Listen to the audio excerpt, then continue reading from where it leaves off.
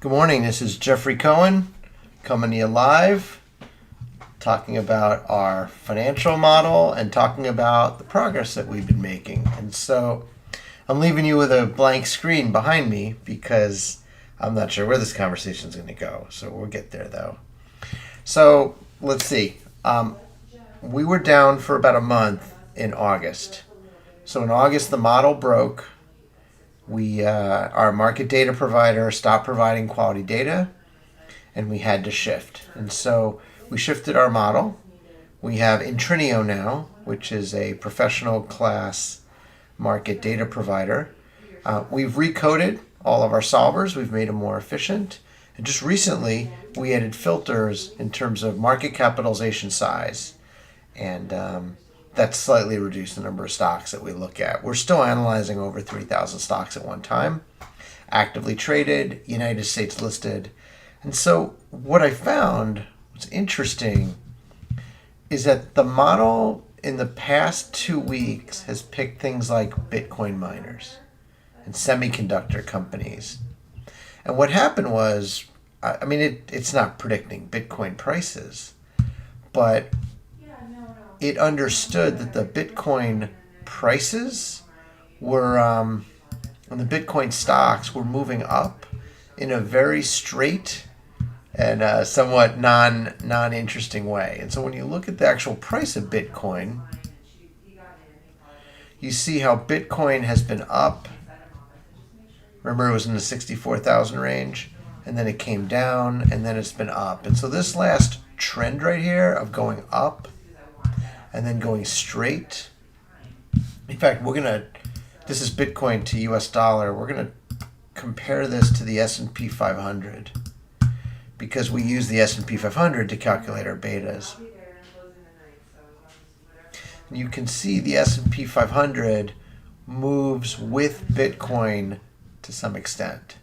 So not so much the big drops and the big gains, but it's moving in the same trajectory. And so what happens is, when Bitcoin is flat, volatility drops, stock prices of Bitcoin miners flatten, and everything gets calm, low volatility in your portfolio.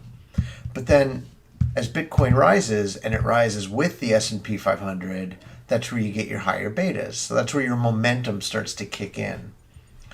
And then you notice that for Bitcoin, and this is actually, we could go 3 months. You can see how it was flat and it rose and it's flat again. So what happened was during the rise, the model said, buy some Bitcoin, buy some stocks that mine Bitcoin. And it actually started, it's been pushing them for a while in the model. But lately, the last major run we did, which I want to say was like October 1st, it picked other ones too, CLSK, BTBT, Riot, Mara. And you see the sky's been the limit here. And so I think it's great. We've seen similar trends now with semiconductors, waste management, different industry sectors are coming up. And especially as we start to pull out the low cap stocks, you're getting names that you can understand, right? So right now, so the model's been very long, Tesla, for a very long time. And Tesla went up like 13% yesterday. That's part of what pushed me to make this video. We have a client that says, Jeffrey, I can't buy Tesla stock. It's way too overpriced. But the model likes Tesla. Let's take a look at Tesla. Loves Tesla. Been loving Tesla for a long time, and it's really interesting because it's Chicago Quantum Net Score. But what you see happens is as Tesla flattens, the volatility drops. But as you go back long enough in the model, you go back a year, you see that Tesla has these rises and falls. And so it's moving and it's getting a nice high beta. So high beta means that it can move with the market. It moves with the flow of money. And then since June, it's been pretty much on a nice steady upward trajectory, and then it popped. And so model's been very, very long, these types of stocks. And so I'm excited. Now, full disclosure, we are not investing today with the model. We are we're serving clients with the model. So I'm not getting wealthy. You can see my office is the same. No mansion, no Lambo. But the stocks that I'm long on are quite sad stocks right now. Satsuma, Akebia, Corbis, and Workhorse. And in fact, these stocks right now are towards the bottom of the model. They're the ones that the model says you should be shorting or selling, get rid of them. The problem is we're 6 months in. We're going to try to hold for long-term tax treatment and all that. But wow, is it painful. So that's one. The second thing I want to point out, maybe on the macroeconomic trends. So first off, I love that the model's been working, and when you do what it says, you love it. So consumer defensives, Verizon. Model likes Verizon. So you look at it and you think, why would the model like Verizon? Verizon has been in a decline for a year. Down, up, and long down. And so I thought the model, Jeffrey, I've had people say this, I thought it was a momentum model, but why would it pick a stock that's going down? Well, just like it picked oil and gas last year, right? So if you look at Verizon, you see it's not capitulation. It isn't. The problem is, so I looked it up. I did due diligence. Verizon borrowed like $50 billion for the new 5G, in the last 5G wireless auction. I want to say it was in 2020. It's about $50 billion. Now the company's only worth like 150, 200 billion. So to borrow 50 is a big deal. It's a bet the company. It's on band C, millimeter wave. It's like that higher gigahertz, like 3.7 to 3.9 to 4.0. It's higher gigahertz. So what that means is more throughput, more bandwidth. It's very expensive though. So they are spending boatloads of cash to build the world's best network. Now we are not long or short Verizon. I'm just telling you what I learned. So their profits are up maybe 3%, 4%. Their revenue is like pretty flat, just slightly up. They've got 5 sectors. They got a CEO that sounds like a real P.T. Barnum and Bailey Circus. He's got that kind of sound to him. But the point is, they're making a bet the business bet on 5G, and they're doing this thing called cloud compute at the edge, the mobile compute at the edge of the network. I have no idea what it means, but they're signing deals with Amazon and others, and so when you have more bandwidth and your smartphone can connect to the network, can connect to data, can start to do work. Oh yeah, this is my new smartphone. Oh, hi, how you doing? I'm pretty smart. So it's good. So I don't know whether Verizon is going to go up or not, but the model likes it. The model likes it because the volatility has been shrinking. The consolidation pattern. It's a dog. It's a dog stock that made a bet the company bet, but the model likes it. And so maybe we should like it. Now, sometimes the model picks stocks and they continue to go down before they go up. And so that's just something that, you should be aware of. And so it's not a bad thing. I bet if we compare this against the S&P 500 again, we'll see that it moves with, see? Market drops, stock drops. Market drops, stock drops. Market dropped, stock dropped. So the beta's still positive. It's still moving with the market, but you can see this is a dog stock, down 10% over the year. But when you look at Verizon, it's making money. It's made a huge bet for the future, which will distance it from other companies. So I would say Verizon is a good bet. It's a good bet for your money. It's a bet on the future of the United States business, mobile business, schools, mobility. If you need high bandwidth, right, they're pulling away from the pack. Other thing I thought about was just the overall economy. So I like to look at the Federal Reserve. Federal Reserve I trust, Fred, right? So Fred has economic data from the Federal Reserve. So let's take a look. So this is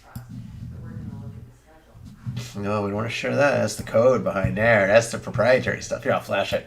Ooh, code. See, that's the magic secret sauce, and we're working on that this week like crazy. Like, I'm so stressed out. I'm coding the whole time. I've been coding for weeks now. So this is M2. M2 is money. Money that moves. It's not just cash. It also includes checking accounts and CDs that are very small that you can get out of.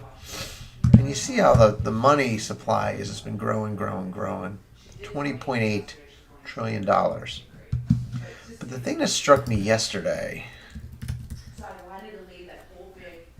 was overnight, so two things. One is velocity of money, and one is Fred reverse repo. So stock markets normally fall when there's a recession, when there's not enough money. Right? Inflation, not enough, there's too much money. So inflation, too much money, recession, not enough money. So what's been happening is the velocity of money isn't moving. It's pretty much at historic lows. I talked about this like 6 months ago. So when you talk about like runaway inflation and being out of control, we are not out of control. Money's not moving. It's not like there's a ton of activity and there's a race to buy things, to build things, to spend money. It's a race to catch $100 billion of cash every month. And what are we going to do with it? So you know what we're going to do with it? This is a reverse repo. This is money. So if you're a bank, big U.S. bank, or a foreign bank that does operations in the U.S., overnight, what do I do with the money? Now, in the old days, you'd lend it to people. Oh, I got money. I'm going to lend it to a farm. They're going to buy equipment. I'm going to lend it to a company, and they're going to buy equipment. I'm going to lend it to people, and they're going to buy mortgages. I'm going to lend it. I'm going to lend it to people who buy stocks. They're going to buy on margin, and I'm going to make a good interest rate. But what you see in this chart is that the excess money in the banking system. I'm going to go all the way back to 2000. There's been almost no extra money. Oh, look, $25 billion in extra money. I just want you to think about that. $25 billion. Okay. Oh, look. Let's look at the high. The high is, it's like, how high is that? 500 billion was like crazy. 2015, I got all this extra money, right? It's not that much. So now you look during the COVID and the government pumping money back in the system, and we have had a steady rise. I bet you it's like 100 billion a month. And we're up to 1.4, it was $1.5 trillion parked overnight, and I want to say that the interest rate is 6 basis points. So 6/100ths of 1% as an annual rate to park your money overnight with the Fed. Now, why would you do that? Well, one reason to do it, if you were a regular person or a corporation, is you'd put the money in there because you don't trust the federal insurance, the FDIC, or you don't have a safe place to put it. You're worried that the market's going to crash if you stuck it in like commercial paper. So you want to stick it overnight with the Fed. Safe. If you don't make any money. $1.5 trillion. There's only $20.5 trillion.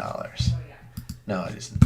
Yeah, there's $20.8 trillion, and we're parking 5% of it, 6% of it, every night, with the Federal Reserve. What's going on? Where's the money? Why can't somebody invest this money? Now, I look at my company. We're not investing. I mean, we bought servers, and we're buying software, and we're buying data, but I haven't hired anyone. Maybe this is not the time to invest, but let's take a look at the stock market. Take another quick look here. You would think if the S&P 500 is going up, people would want to borrow, put some money to work. Look at the NASDAQ. The NASDAQ's up. The S&P's, but it's been flat lately. It's still up 32% for the year. It's not flat. Historically, the market goes up like 10% a year. So, market's up.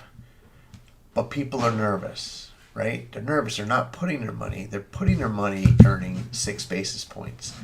Let's take a look at the VIX. So the VIX is what caused me to make this video. No, not that VIX. What is it? Up arrow VIX. It's the volatility index. Here it is. So this is insurance you buy against the volatility in the market. And so I'd love to go back even further. Let's go back 5 years. And you see the VIX is normally around down here. And then it elevated right around 2020 when the market went crazy with the COVID. And then I think the rise of the retail trader, retail investor, people staying home and day trading, you see market volatility pop, pop, pop. Looks like it's about January 11, 8. Looks like it's about every 2 or 3 months. So it's not even options expiration. It's just every 2 or 3 months people start to go crazy. And so now we're looking at the volatility. It's down at that historic low. So the market's high, all-time high. There's cash on the sidelines, and the fear index is low. So what does that really mean? It means that there's room for this market to go up. There's complacency. There's no fear. There's cash. There's no fear. Of course, there's problems, but from a pure monetary perspective, things look good. And the model has been picking industry sectors like consumer products. You know it's going to start picking utilities as interest rates go up, because as the utilities start to drop and they start to flatten and they start to deaden, the volatility drops, your money's kind of safe. Like once utilities drop, your money's safe. Once consumer products drop, your money's safe and they flatline. Look at Verizon. Again, let's take a look at Verizon. Verizon is showing up well on the chart. Pretty flat to down. Not a lot of big movements. Very small movements. In fact, if we look at FinViz, the reason I'm pulling up these websites is I want you to see kind of how I do it. Right? So Verizon is VZ. And if you look, there's a metric at the bottom, right? ATR, average trading range is 69 cents. So the stock is about 50 something. Trading range is 60 something. So it's trading about 1.2% a day, high to low. It's a pretty small candle. And if you look at the performance for the week, it moved 1%. Performance for the month, it moved 3%. Quarter, 6%. Year, 9%. Year to date, 10.5%. So we looked at the S&P and we looked at the NASDAQ, and they had moved 33%. But performance for the year is down almost 10%. So it's like moving like a third of how the market's moving. It's not. I bet when we look at the beta, I bet the beta's in here somewhere. Yeah, beta's 0.42. So it's kind of a safe bet. And it might be becoming more and more valuable. So this is what the model's picking. So I'm going to wrap with this. Oh, what we're working on. So a while ago, we dropped the D-Wave solver. But now that we've cleaned up our code, we've sped it up. Anyway, we've sanitized it. We've got much better professional data. I'm adding back D-Wave. And we got some ideas to be able to use the full power of the quantum computer to be able to add very good portfolios into our model that then get crunched at the end through a genetic algorithm that pulls them all together. So we think we're going to get some additional value. And so if you're interested in learning more or you're interested in collaborating, give me a call. You see what I look like. I'm a good guy. I keep the phones by my desk. I got landlines at home. You can call me. I actually answer the phone. And just go to the website so you can see the information. By the way, we are an investment advisor that is going for our registration in Illinois. We are not yet registered, but we will be. At least we hope so. And here's how you contact us. Here's me, Jeffrey Cohen. Here's all the contact info, and you can read our brochure. So all of our terms and conditions, all of our services are described fully in our brochure. And additional information should be posted about us in the SEC's website at advisorinfo.sec.gov. You can also ask for a free report, complimentary sample. so you can get a feel about like what you would get if you actually bought our services. All right, thank you very much. You take care now. Bye bye.